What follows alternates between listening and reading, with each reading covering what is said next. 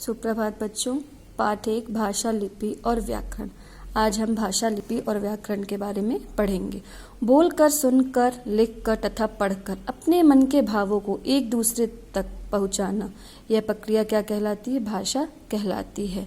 भाषा के दो रूप होते हैं, मौखिक भाषा जो मुख द्वारा बोली जाती है और लिखित भाषा जो लिखकर बताई जाती है। मौखिक भाषा मुख से बोलकर अपने मन के भावों को प्रकट करना तथा सुनकर दूसरों के मन के भावों को समझना ही मौखिक भाषा कहलाता है। दूसरा, लिखित भाषा अपने मन के भावों को लिखकर प्रकट करना, दूसरे के मन के भावों को पढ़कर समझना ही लिखित भाषा कहलाता है। सांकेतिक भाषा। सांकेतिक भाषा भाषा के रूप में नहीं आती है। संकेत के द्वारा हम जिसे समझते हैं वो सांकेतिक भाषा कहलाती है। जैसे चौराहे पर ट्रैफिक लाइट लगी, देखी होगी आपने, ध्यान दिया होगा, जब लाल बत्ती के जलने पर गाड़ियां रुक जाती हैं और हरी बत्ती के जलने पर गाड़ियां चलने लगती हैं, तो ये क्या हुआ? एक प्रकार का संकेत हुआ कि कब आपको रुकना है और कब चलना है। यह भाषा क्या कहलाती है? संकेतिक भाषा कहलाती है। मातृभाषा।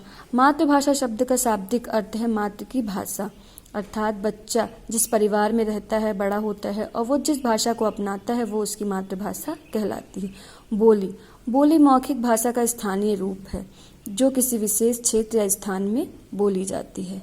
बोली और भाषा में अंतर। भाषा का क्षेत्र व्यापक होता है और बोली का क्षेत्र सीमित होता है। राष्ट्रभाषा।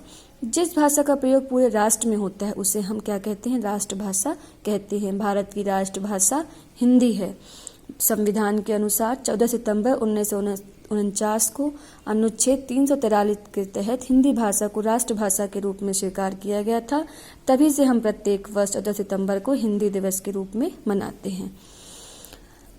भारतीय संविधान की 8वीं अनुसूची में 22 भाषाओं को मान्यता प्राप्त है। लिपि। भाषा के लिखने के चिन्हों का व्यवस्थित रूप ही लिपि कहलाती है, अर्थात भाषा के लिखने का ढंग या तरीका को ही हम क्या कहते हैं? लिपि कहते हैं।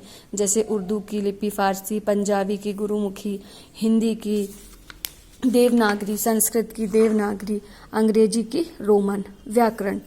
व्याकरण वह शास्त्र है जिसके नियमों के द्वारा हम शुद्ध बोलना, लिखना तथा पढ़ना सीखते हैं।